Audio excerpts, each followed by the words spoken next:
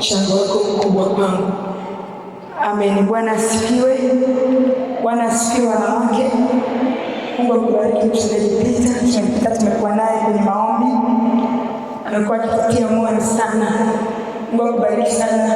Sana. Nashukuru sana. Amen. Lakini wengine wote mchungaji wangu ameshawatambulisha kwa wabariki. Lakini pia naomba nitambue wanawake wa Biblia waliotoka Mwanza kuja kuomba na kufanya kongamano na sisi. Kwa kweli nimeugusa moyo wangu kipekee, wakiongozwa na mtumishi Mungu Danori na wote walioambatana nao. Naomba msimame mnipungie mkono, nisaidieni kuwashangilia kwa watu wa Mungu. Amen.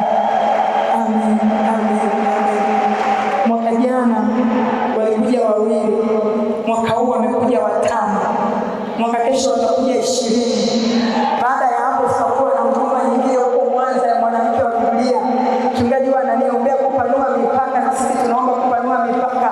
Ndio mipaka yenyewe kwa jina la Yesu. Mungu awabariki sana. Natambua uwepo wa dada Wili, naye ametoka Mwanza.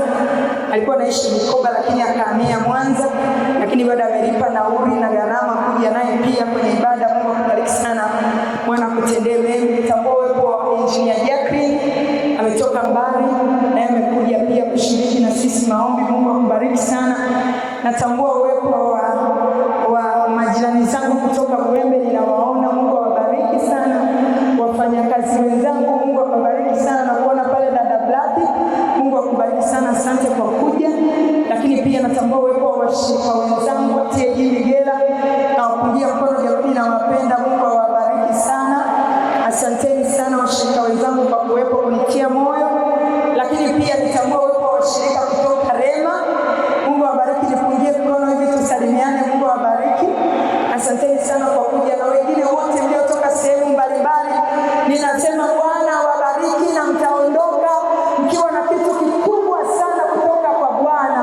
Unaweza kuinua mikono sasa ukajishangilia wewe ambaye umechagua fungu hilo jema. Ungeweza kwenda kwenye kikoba, ungeweza kwenda kumtembelea fulani, lakini umechukua nafasi ukasema ngoja niende kwa Bwana. Na mimi ninaamini Bwana hatakuacha, atakutendea mema leo katika jina la Yesu. Mungu abariki vijana wazuri, watumishi wa Mungu, washirika wenzangu wa CA, barikiwe sana. Na kama alivyotangaza mchungaji, nitahubiri kidogo. Wakati unajitingisha nitakuwa na malizi. Nitahubiri kidogo, alafu tutaenda kumruhusu Bwana afanye operation kubwa ya maisha yetu jioni ya leo. Wangapi wako tayari? Wakati mmoja ananifungulia kitabu cha Torati 2:1-3, mwingine anafungua Isaya 10:27, na mwingine anafungua Mathayo 11:28-30. Aliyepata Torati sasa tuanze naye. Kitabu cha Torati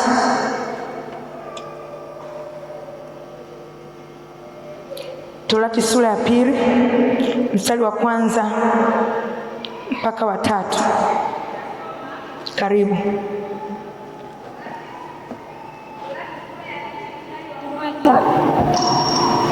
Ndipo tukageuka tukashika safari yetu kwenda jangwani kwa njia ya bahari ya Shamu, kama alivyoniambia Bwana.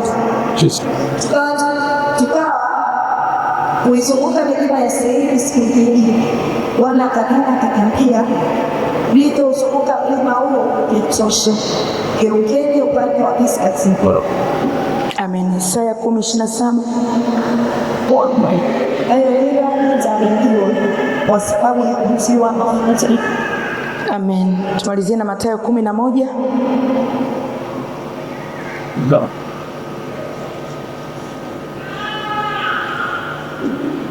Mungu alinipa ni Mathayo 18:28, ambayo inasema, njoni kwangu ninyi nyote msumbukao na wenye kulemewa na mizigo. Unajua, kati ya watu ambao Mungu amewapa majukumu mengi sana ni wanawake. Wanawake sisi Mungu ametupa majukumu mengi, na katikati ya hayo majukumu tunakutana na vitu vingi. Wakati mwingine vinatumiza mioyo, wakati mwingine vinatushusha chini, wakati mwingine vinatukatisha tamaa. Na ndio dunia ilivyo, kwa sababu tunaishi kwenye dunia iliyojaa mambo mengi. mengi ambayo ukiyabeba moyoni peke yako unaweza kugeuka kuwa kichaa. Tunaishi kwenye dunia ambayo ina changamoto nyingi na mambo mengi ambayo ukiyabeba peke yako kichwani unaweza kujikuta unatembea unaongea peke yako, au unapata depression, unakufa kwa sababu ya kubeba vile vitu vyote ambavyo unakutana navyo. Unajua mwanamke jinsi Mungu alivyomuumba, amemuumba mwanamke kwanza akizaliwa ndani ya familia, anajikuta yeye kwenye ile familia aliyozaliwa anatakiwa awajibike kwa ajili ya ndugu zake. Akitoka hapo mahali ambako anawajibika, anatoka nyumbani kwao anaenda kuolewa.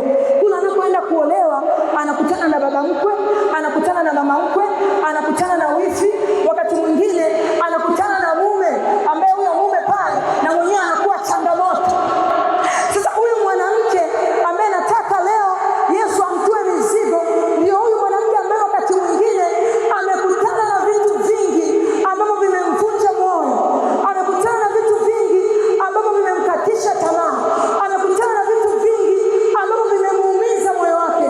Lakini nataka nikwambie, mambo yote tunakutana nayo, mambo yote tunayaona, mambo yote sio kwamba unayapitia peke yako, watu wanayapitia. Lakini kinachowasaidia watu wamemshika Yesu kwenye maisha yao, wanapokutana na Yesu wanatua ile mizigo, wanaiacha kwa Yesu, wanageuka, wanakuwa salama.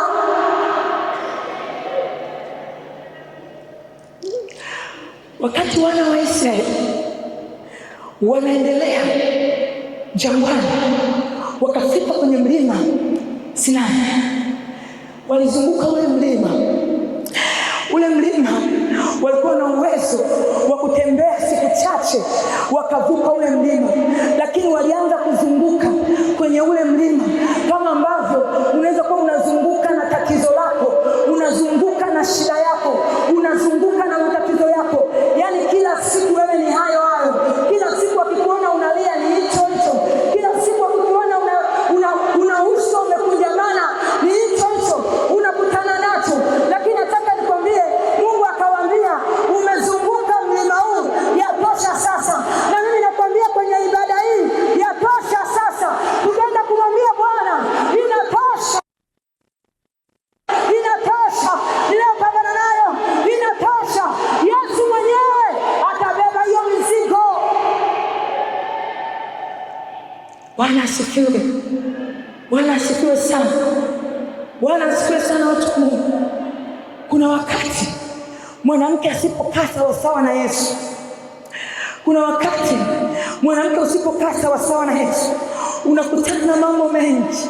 Niwewe kumwambia mwanamke mmoja, nikamwambia usiposhikilia maisha yako ukayapiga nati pale kwa Yesu, nataka kukwambia changamoto unazopitia zitakuua, kwa sababu utapata depression, utapata msongo wa mawazo, utapata uchungu moyoni, utapata magonjwa moyoni, kwa sababu umeamua kubeba kila kitu peke yako. Sisi watu tunakutana navyo, lakini tunafanya maamuzi ya ajabu sana. Tunaweka pale kwa Yesu, tunaweka pale kwa Yesu. Ndio nimesalitiwa, ndio ninaumwa, ndio uchumi haujakaa vibaya, naweka pale kwa Yesu. Alafu nikutana na mimi, ninacheka, ninagonga, nikasema Yesu ni Bwana.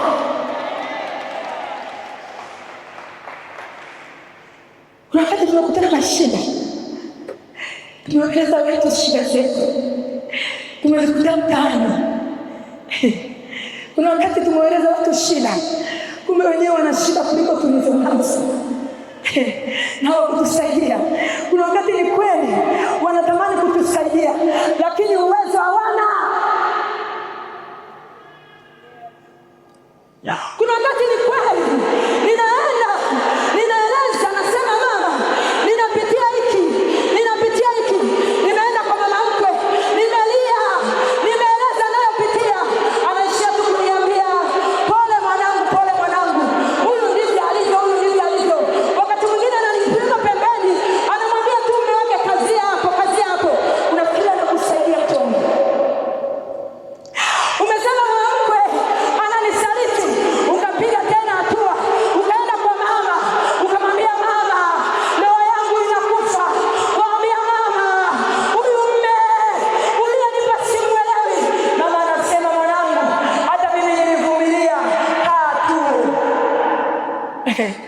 unarudi na mzigo lako ulilipeleka kwenu kule Biharamulo. Ukafunga safari ukalipeleka kwenu kule Shinyanga, unasema naenda kutua kwa mama yangu mzazi, huyu mama atanisaidia. Ukafika kwa mama ukalia, anamaliza anakutia moyo, anakuambia lakini mwanangu, rudi kwenye ndoa yako. Ile vitu ambavyo unavipitia kwenye maisha yako, umekumbwa, ukifanya hivi madeni yamejaa, ukifanya hivi mume haeleweki, ukifanya hivi unaona kama watoto wanakuacha hivi, uelewi, ukifanya hivi magonjwa yananyanyuka, leo uko hospitali hii, leo uko hii. Jioni ya leo nina habari njema kwa ajili yako mwanamke. Yuko Yesu anayetua mizigo, anasema kwenye Mathayo 11:28, njoni kwangu nye wenye mizigo, nye wenye madeni, nye wenye magonjwa, nye mliosalitiwa, nitawapumzisha. Karabashakata rekesakata. Ukisoma kitabu cha Luka, jiandae tu, wakati naongea unajiandaa kisaikolojia kwamba hiki nilicho nacho hiki leo siondoki nacho. Wakati naendelea kuhubiri unajiambia moyoni, hili nililokuja nalo hivi leo siondoki nalo. Biblia inasema imani huja kwa kusikia, na kusikia ndiyo neno hili nakwambia. Unaanza kujiambia, huu mzigo unaonitesa, haya madeni yanayonitesa, huyu mwanaume anayenitesa, huu ugonjwa unaonitesa, ninauacha hapa. Mungu, tumefunga siku 3 kukuombea. Tuna uhakika na Mungu tuliokuwa tunamuomba kwamba leo anakutua mizigo.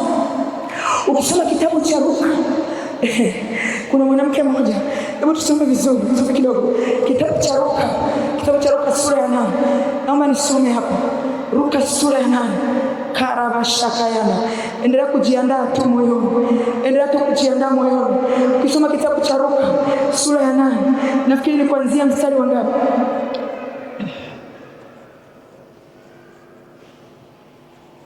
Luka sura ya 8 pale. Hebu tuangalie kuanzia mstari wa 43. Nafikiri tunaweza kuanzia hapo. Biblia inasema na mwanamke mmoja ambaye ametokwa na damu kwa miaka mingi, na mwili wake miaka 12, na mwanamke mmoja aliyetokwa na damu muda wa miaka 12. Biblia inasema hapo aliyekuwa amegharimiwa mali zake zote kwa kuwapa waganga asipate kuponywa. Kwanza huyu mwanamke alikuwa tajiri, alikuwa na uwezo, lakini alikuwa na ugonjwa wa kutokwa na damu miaka 12. Ukiwa mwanamke ukitokwa na damu siku 7 tu, unagundua kwamba hii hali sio ya kawaida. Unaanza kujisikia vibaya, unaanza kusikia kama vile hii hali inaichukia. Kuna wanawake nafikiri wananielewa, lakini huyu mwanamke alitokwa na damu miaka 12. Biblia inazungumza huyu mwanamke, tena imeweka kwenye mabano. Ukiwa unaandika kitu, kwa mfano nikiwa naeleza habari za mchungaji Peter, niko nazieleza, nikiwa naandika nitaandika kwenye mabano, nitasema mchungaji wa TAG Migera, ili anayemsoma aweze kumwelewa vizuri. Sasa Biblia ikataka tuelewe vizuri. Ukishika Biblia yako hapo, umeshika Biblia yako, ili neno limewekwa kwenye mabano, ameweka kwenye mabano. Lengo uelewe ni kiasi gani yule mwanamke aliteseka na ule mzigo. Lengo uelewe kwamba sio kwamba alikuwa anatoka damu na miaka 12 tu, ila alishahangaika, alishatafuta msaada. Nina uhakika kwa sababu Biblia inasema alitumia mali zake. Huenda alianzia kwa matabibu, alienda hospitali ya kwanza, akaenda hospitali ya pili, akaenda hospitali ya tatu, akaona madaktari hawezi kumsaidia, akaenda kwa waganga, akaenda kwa Kalimanzira, akaenda kwa mwingine, akapiga hatua, akaenda kwa mwingine. Kote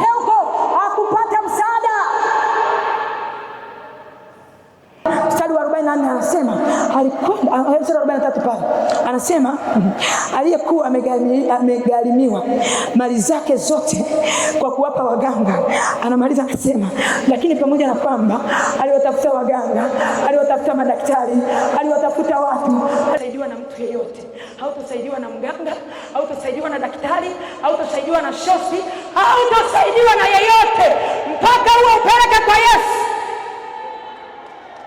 Angalia hapo mstari wa 44. Anasema asikia habari za Yesu, kama ninazokuambia jioni ya leo, mtu wa Mungu akasikia habari za Yesu. Alishajua kwamba niliwahi kusikia habari zake huyu mwamba, niliwahi kusikia kwamba huyu anaponya, niliwahi kusikia kwamba huyu kuna jambo la kumshinda. Wakati uko amekaa na ugonjwa, unahitaji kuamua kutoka ndani ya moyo wako. Ukisema mimi hamna, ukisema mimi hapana, utakufa na shida yako.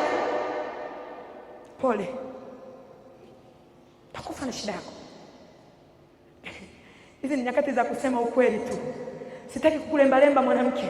Inawezekana umekuja ukitamani kusikia maneno mazuri, lakini nataka nikwambie, tunapokuita tukakutangazia, tukakwambia nenda, ukasikia habari za Yesu, ukapuuza, ukasikia tunasema Yesu, pata msaada.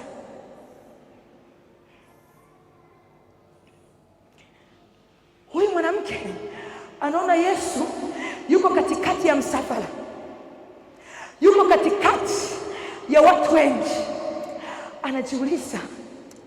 Anajiuliza, nilishapata habari za huyu mwamba huyu, nilishasikia kwamba huyu mtu anaponya, nilishasikia kwamba huyu mtu anaokoa, nilishazipata habari zake. Ulishawahi kupita kwenye msururu wa watu wengi? Bwana asifiwe sana. Kuna siku nilienda Kariakoo, ilikuwa inakaribia sikukuu. Kati ya siku nilizichukia Dar es Salaam na hiyo siku.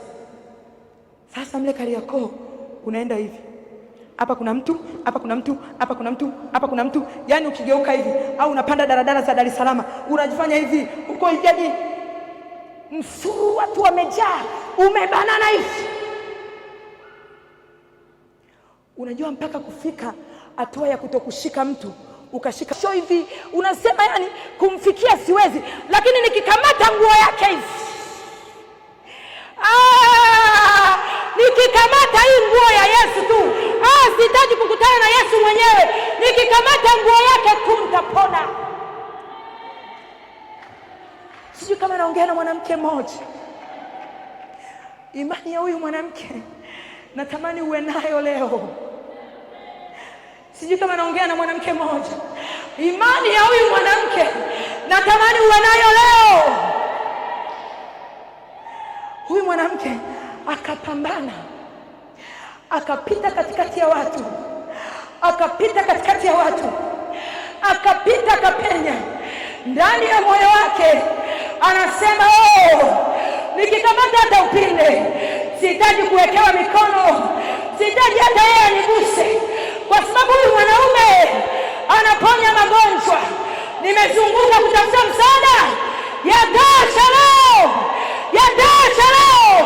nikikutana na huyu mwamba anakuwa mizigo.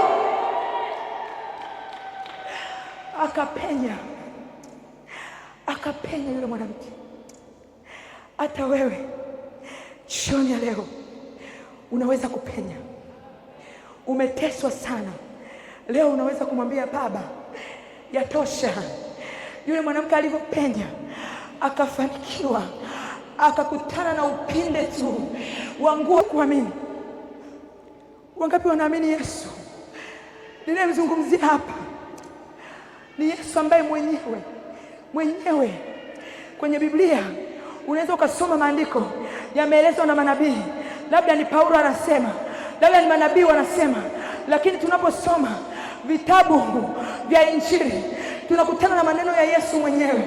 Yesu mwenyewe anaeleza kwenye kile kitabu cha Mathayo, anasema njoni kwangu, anasema njoni kwangu, anasema njoni tu nyie ndio umelemewa na hiyo ndoa, ndio umelemewa na hiyo maisha, ndio umechoka na hiyo hali, najua, lakini nataka nikwambie jioni ya leo, mimi siwezi kukusaidia, wala huyo anayeweza atakusaidia. Inawezekana asikusaidie. Ninamtangaza rasmi leo, ninazo habari njema leo kwamba yuko Yesu ambaye alisema mwenyewe, msoni kwangu, msoni kwangu, msoni kwangu, msoni kwangu. Nani anataka kuja kwa Yesu?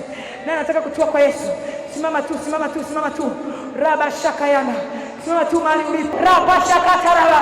Yamkini umechoka, yamkini umechoni, hakuna haja ya kubaki na shida yako. Yesu anasema msoni kwangu. Yamkini umechoshwa na hali ya uchumi, yamkini umechoka kila siku wewe ni kukopa madeni, yamkini umechoshwa. Raba shaka yanda. Ninakuita leo kwa Yesu. Yamkini umechoka na huo ugonjwa. Yesu anarejesha. Jambo la kwanza, anakutua mizigo. Jambo la pili, anarejesha afya yako, anarejesha kibali chako, anarejesha amani yako, anarejesha uchumi wako, anarejesha nyota yako, anarejesha nguvu zako, anarejesha kisha kutua hiyo mizigo. Wakati mwingine huyu mama kama angeangalia watu wananionaje, angebaki na teso lake. Alikubali kama alivyosema mhubiri, potelea kote, naenda hivyo hivyo. Ameisha tengwa, hataki kwenda katikati ya watu. Ameisha tengwa, hataki kupita katikati ya watu. Akasema potelea kote, wakinifukuza wanifukuze, wakiniziachi waniziachi, wakinitenga naenda hivyo hivyo. Asante Yesu kwa kuja. Yesu anawajali watu kama hawa waliotengwa na tumaini mapya. Umejaa ushindi mpya, endelea tu kuja. Nafasi bado ipo, nafasi bado ipo, endelea tu kuja. Nafasi iko bado kule. Wewe ambao umeshafika mbele hapa, una kazi moja tu ya kuamini. Una kazi moja tu ya kuamini. Una kazi moja tu ya kuamini. Una kazi moja tu ya kuamini. Una kazi moja tu ya kuamini. Una kazi moja tu. Utaacha nafasi kati ya mtu na mtu. Utaacha nafasi kati ya mtu na mtu. Yaani naomba watumishi wengine, pita katikati ya watu, acha nafasi hivi. Rabo shaka raba mikorobosa raba shaka raba yana. Una mzigo wa aina yote, yale unayoyapanga yanaharibika, unayoyakusudia yanaharibika. Ukasema watoto hawa watakuja kunikumbuka, leo wamepotea, hakuna hata moja anayekukumbuka. Usijali, kuna kitu Yesu anafanya kila kitu. Yesu anafanya kila kitu. Yesu anafanya kila kitu. Yesu anafanya kila kitu. Usijali, hata kama ni mwanaume, njoo mbele tu una shida. Hata kama ni kijana, una shida, njoo.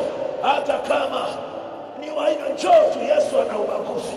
Yesu ana ubaguzi wote, anatua mizigo yao.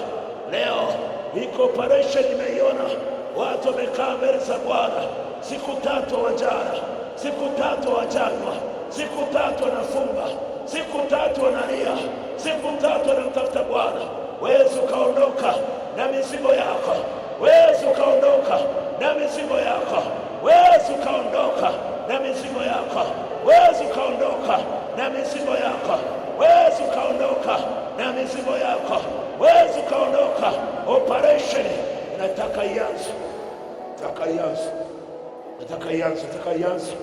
Raba shaka rakarabo saka raba shaka raba rikorobosa raba shaka raba rakosekeria.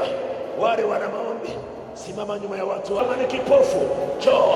Hata kama ni kiwete, njoo. Hata kama usikii, njoo. Hata kama ni bubu, njoo.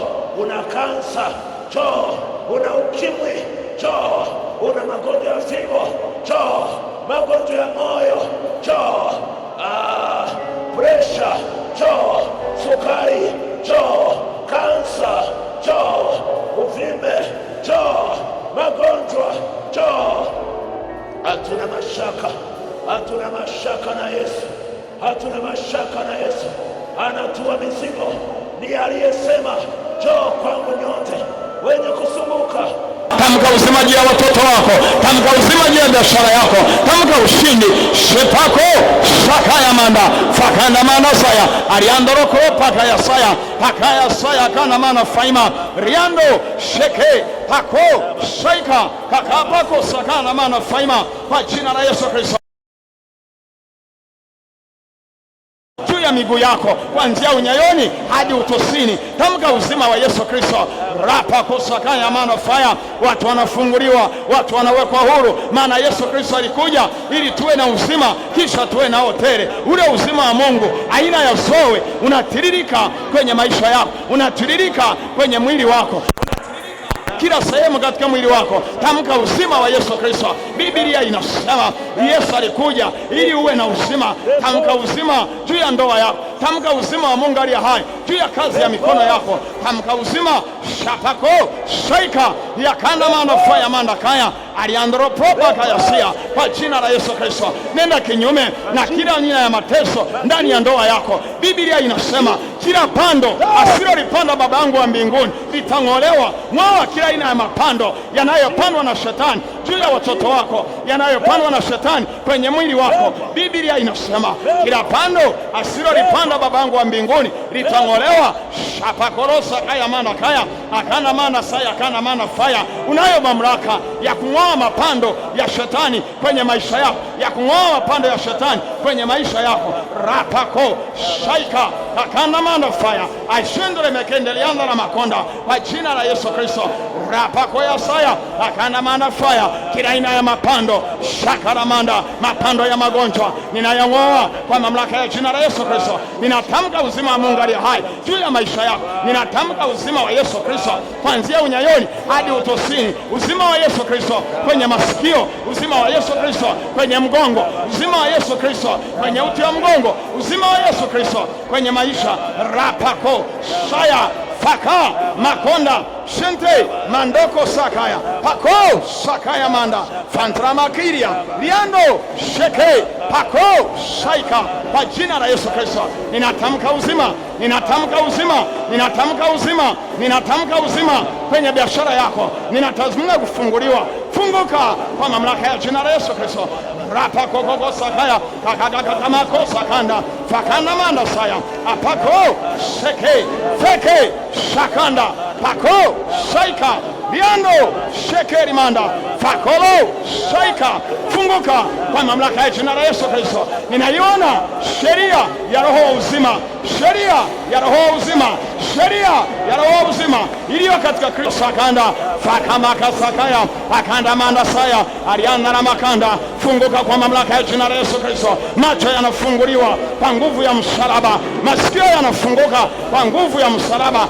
Shapako shaika pakanda mando fire shekeria rapako ya saya biando sheke shakamanda fakarapo ya saya ariando shekeri manda na makanda. Funguka kwa mamlaka ya jina la Yesu Kristo. Chochote kinachozuia mtiririko wa nguvu za Mungu kwenye maisha yako, funguka kwa mamlaka ya jina la Yesu Kristo. Rapako sakana mana fire kila aina ya nira kwenye ndoa, kila aina ya nira kwenye biashara, kila aina ya nira kwenye malezi ya watoto. Shaka pako shaika na mana fire viando shaika ya mana fire shantra makanda ripo shaima makonda faka sheke ro shaika ya paya kakasa karamanda shentre shaipaya koya aya zakaramanda na makanda. Watu wanafunguliwa, watu wanawekwa huru. Yesu alikuja ili uwe na uzima. Yesu alikuja ili ndoa yako iweze kuwa na uzima. Yesu alikuja ili watoto wako wawe na uzima. Sharapako shaima yando shayaka na manafaya kwa jina la Yesu Kristo, kwa jina la Yesu Kristo, kwa jina la Yesu Kristo. Funguka na uwe mzima. Funguka kwenye tumbo lako, tumbo la uzazi. Funguka kwa mamlaka ya jina la Yesu Kristo. Neema ya Mungu ikawe juu yako. Endelea kuomba, endelea kuomba. Sekema kagagasakana manafaya, endelea kuomba. Tamka uzima, tamka uzima wa Mungu juu ya maisha yako. Tamka uzima wa Mungu mwenyewe. Rapako shayanda fire shente shaika pako shaimando fire paka pako sheke shaipaya konda shanda mako shaya sheke sheke pako shandra makanda la manda ariandolo sakaramanda. Hiyo nira iliyoko juu yako inavunjika, nira inavunjika, nira za magonjwa zinavunjika, nira za umaskini zinavunjika. Biblia inasema nira itavunjika toka begani mwako. Shapako shayamanda mako pako shaya sheke pakonta mako shaima fakolo shaya shaika ya paya ramo shente ro ya saya shaima ya konda manda fire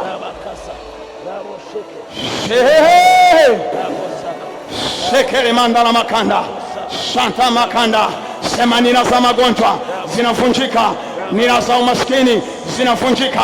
Yesu alikuja ili uwe na uzima kisha uwe na hoteli. The Bible says siku ile nira itavunjika toka begani mwake kwa sababu ya kutiwa mafuta.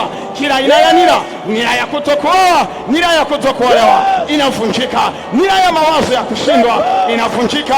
Come on, shapako saya makonta shente makro shaima fire pako shantamanda makopaka fakaya manda. It is the fire.